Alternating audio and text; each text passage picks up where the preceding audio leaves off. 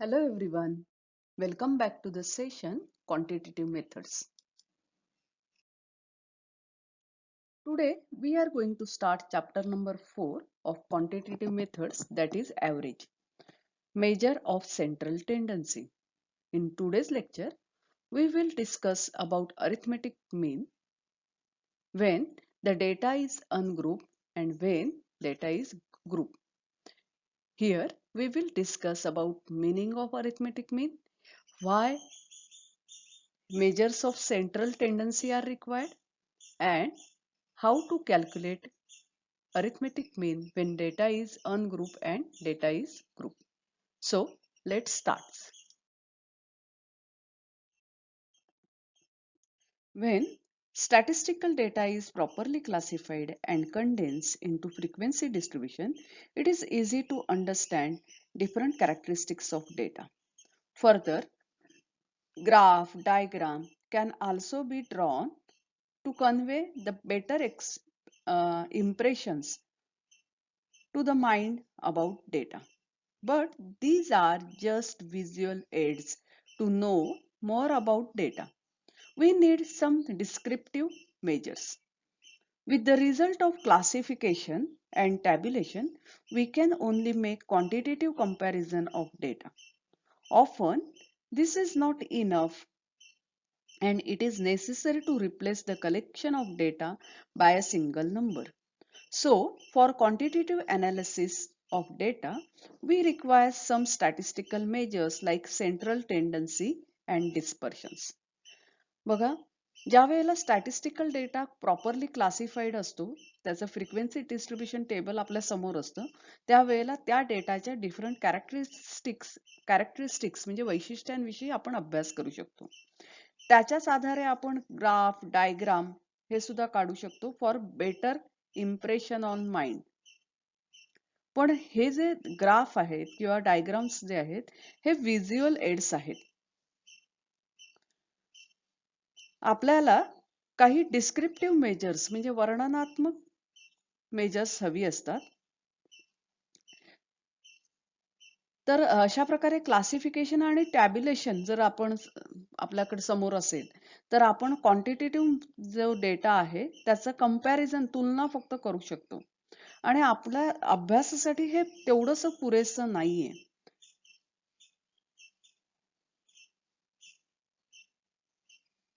आणि म्हणून म्हणजे त्याच्यावरून त्या डेटाचा ऍव्हरेज आपल्याला माहित असायला लागतो किंवा म्हणजे त्या डेटाचं एक सेंट्रल टेंडन्सी काय आहे, म्हणजे त्या डेटावरून तुम्ही काय कन्क्लुजन काढाल याचा अभ्यास करावा लागतो.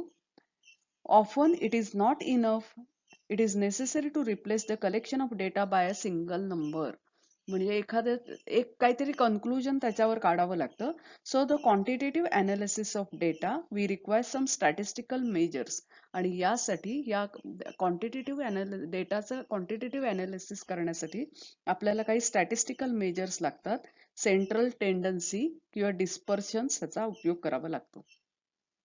According to statistician Professor Bolle, measures of central tendency are statistical constant, which enables us to comprehend a single efforts the significant of whole. म्हणजे लक्षात घ्या की पूर्ण जे आहे, जे पूर्ण डेटा महत्वाचा आहे त्याचं एक काहीतरी सार किंवा त्याचं एक संक्षेप आपल्याला काढण्यासाठी स्टॅटिस्टिक आपल्याला मदत करतं. The main objective of major central tendency are, आता measure to why central tendency is measure, का मोजली जाते, त्याचा मेन ऑब्जेक्टिव्ह काय आहे? To condense the data in single value, संक्षेप काढणं. म्हणजे आपण जसं एखाद्या संख्येचे संक्षिप्त रूप देतो तसं संक्षेप काढणं इन सिंगल व्हॅल्यू, एका व्हॅल्यू मध्ये त्याचा संक्षेप काढणं. And to facilitate comparison between data, data जी आहे त्या डेटांची तुलना करण्यासाठी उपयोग याचा होतो.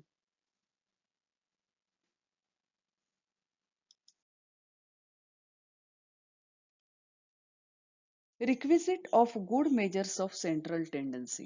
आता सेंट्रल टेंडन्सीचे रिक्विजिट्स काय आहेत? गुड मेजर्स ऑफ सेंट्रल टेंडन्सीचे रिक्विजिट म्हणजे आवश्यकता काय आहे?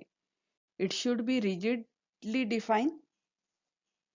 It should be simple to understand and easy to calculate. म्हणजे सेंट्रल टेंडन्सी कशा असायला हव्यात, तर रिजिडली डिफाईन असायला हव्यात, simple to understand and calculate असायला हव्यात, म्हणजे सहज सोप्या समजण्यासाठी कॅल्क्युलेशन करण्यासाठी. It should be based on all observation of data. सर्व डेटाचं ऑब्झर्वेशन त्याचा बेस असला पाहिजे. It should be capable of further mathematical treatment. त्याच्यावर आणखी काही मॅथमॅटिकल ट्रीटमेंट करता आली पाहिजे. And it should be least affected by fluctuation of sampling.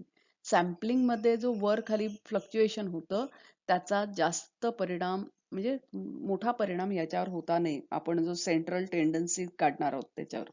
It should not be unduly affected by extreme values. Extreme values म्हणजे टोकाच्या ज्या value आहेत त्याचा परिणाम त्याच्यावर होता नये. And it should be easy to interpret. म्हणजे आपल्याला त्याचा अर्थ लावणं सोपं केलं पाहिजे.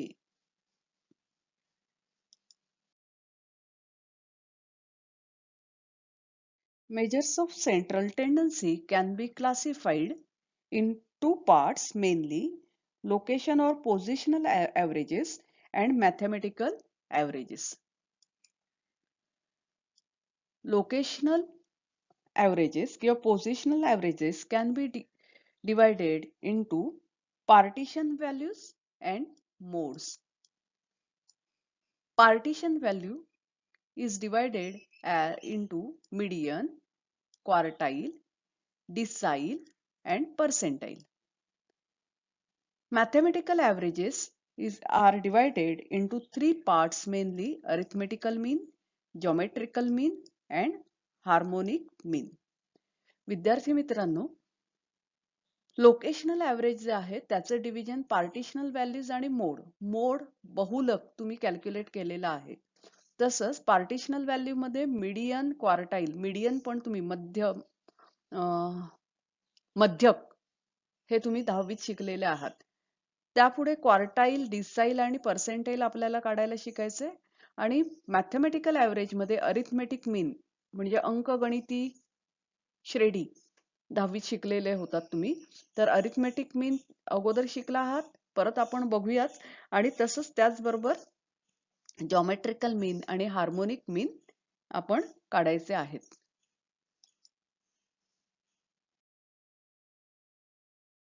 In this slide, we will discuss about arithmetic mean. Arithmetic means or mean or average is the most commonly used single descriptive measure of central tendency. Mean is a simple to compute and easy to understand and interpret.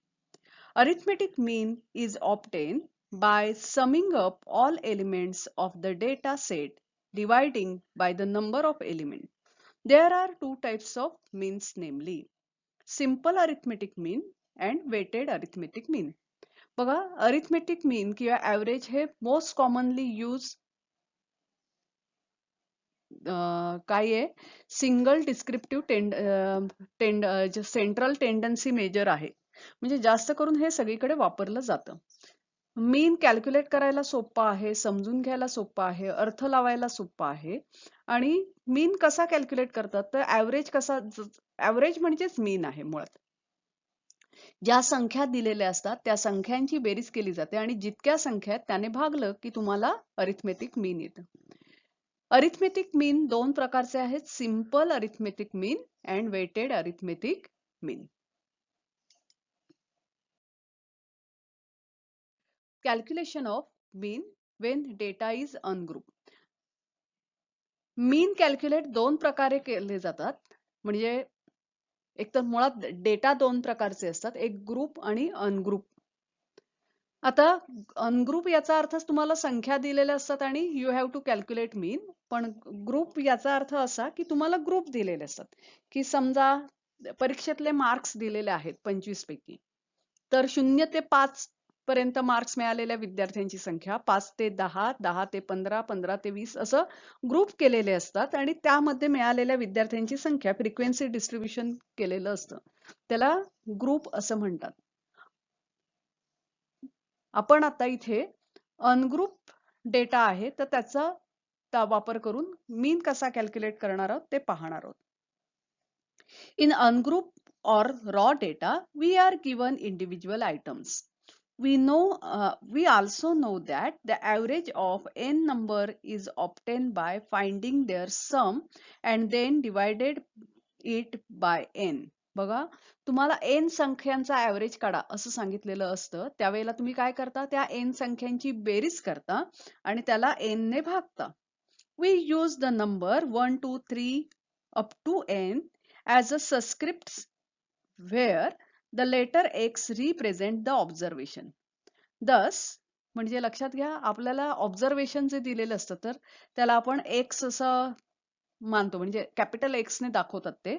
So x1 represent first observation, x2 represent second observation and so on up to xn represent the nth observation. The sample mean is represented by x bar and written as. बघा, अशा ज्या वेळेला ungroup data दिलेला असतो त्यावेळेला ungroup डेटाचं calculation करण्यासाठी हा तुम्हाला फॉर्म्युला दिलेला आहे. तर एक्स बार सॅम्पल मीन जे आहे त्याला एक्स बार असं म्हणतात आणि हा तुम्ही या फॉर्म्युल्याने काढता.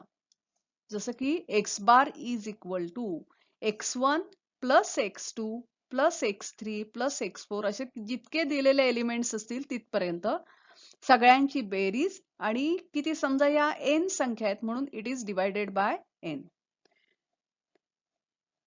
Here I is equal to 1 म्हणजे फर्स्ट एलिमेंट आणि सम ऑफ n संख्यांची बेरीज याला सिग्मा असं म्हणतात किंवा समचं हे साइन आहे. तर xi अपॉन n हा फॉर्म्युला आहे टू कॅल्क्युलेट अरिथमेटिक मीन. विद्यार्थी मित्रांनो, प्रत्यक्षात ज्या मीन कसा कॅल्क्युलेट करतात हे आपण पुढील 2 उदाहरणांवरून पाहणार आहोत. Here are 2 examples given to calculate arithmetic mean from raw data. आता रॉ डेटाचा उपयोग करून म्हणजे मीन कसं कॅल्क्युलेट करतात हे यासाठी आपल्याला इथे 2 उदाहरणं दिलेली आहेत.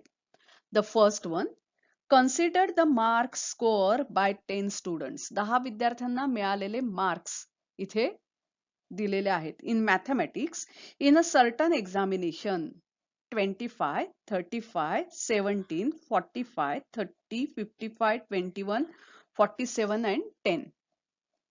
Find the average performance of students. विद्यार्थ्यांचा average performance काढा म्हणून सांगितले. What you have to do? You have to add all these marks and divide it by 10. कारण 10 विद्यार्थ्यांचे मार्क्स दिलेले आहेत.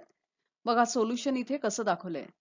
Let x bar be the average marks. x bar हा average mark आहे किंवा मीनला x bar असं चिन्ह आहे. The sum of all observation हे जे दिलेले आहेत 25, 35, 17 या सगळ्यांची इथे बेरीज केलेली आहे. इट्स 300. ही टोटल झाली 10 ऑब्झर्वेशनची. Number of students 10. ते 10 विद्यार्थ्यांच्या मार्कांची इथे बेरीज केली आहे 300. Arithmetic mean x bar is equal to sum of xi upon n म्हणून 300 divide by 10 is equal to 30. विद्यार्थी मित्रांनो, हे गणित लिहून घेऊन तुम्ही तुमच्या वहीत सोडवायचं आहे. म्हणजे ही दोन्ही गणितं तुम्हाला अशा प्रकारे सोडवून बघायची आहेत. The next example, from the following data the score of players in 9 matches are given. Calculate the players average score. बघा, एका प्लेयरची चा स्कोअर दिलेला आहे 9 मॅच मधला. तुम्हाला काय करायचंय तर त्याचा अरिथमेटिक मीन कॅल्क्युलेट करायचा आहे. त्या प्लेयरचे ऍव्हरेज दिलेत, ऍव्हरेज स्कोअर कॅल्क्युलेट करायचंय तुम्हाला. तर ह्या 9 मॅच मध्ये स्कोअर, एका मॅच मध्ये 23, 40, 50, एका मॅच मध्ये फक्त 5 स्कोअर केला होता त्याने, नंतर 85, 89, 12, 65, 45 अशा संख्या दिलेल्या आहेत. You have to calculate average score. Number of match किती आहेत? 9 म्हणून n is equal to 9. Sum of observation हे जे स्कोअर आहेत या सगळ्यांची बेरीज 23 plus 40 plus 50 plus 5 plus 85 plus 89 plus 12 plus 65 plus 45, it's total 414. 414 बेरीज होते. X bar average score is equal to तर सम ऑफ x अपॉन n आणि म्हणून 414 divide by 9 you will get 46.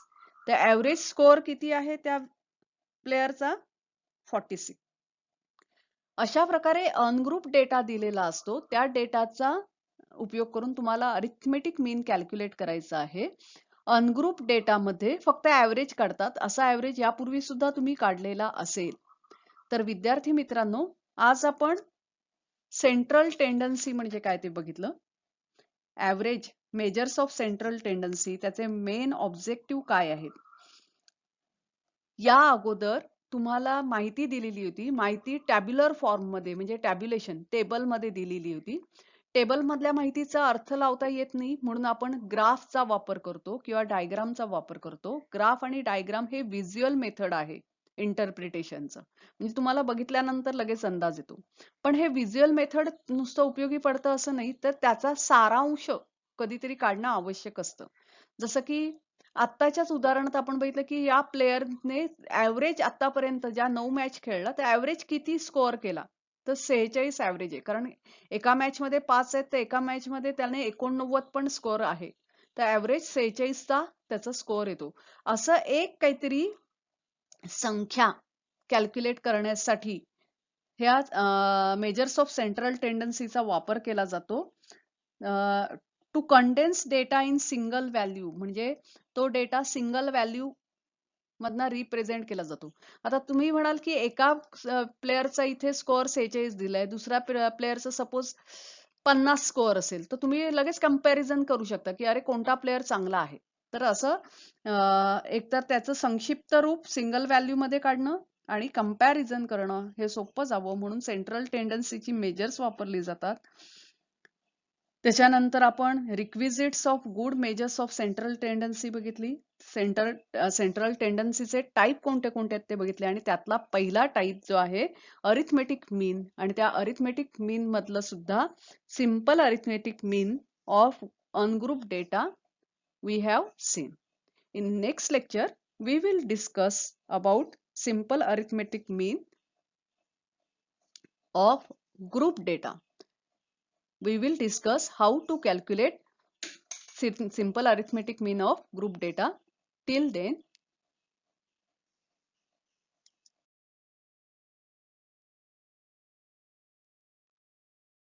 thank you for today. Have a good day. Happy learning to you.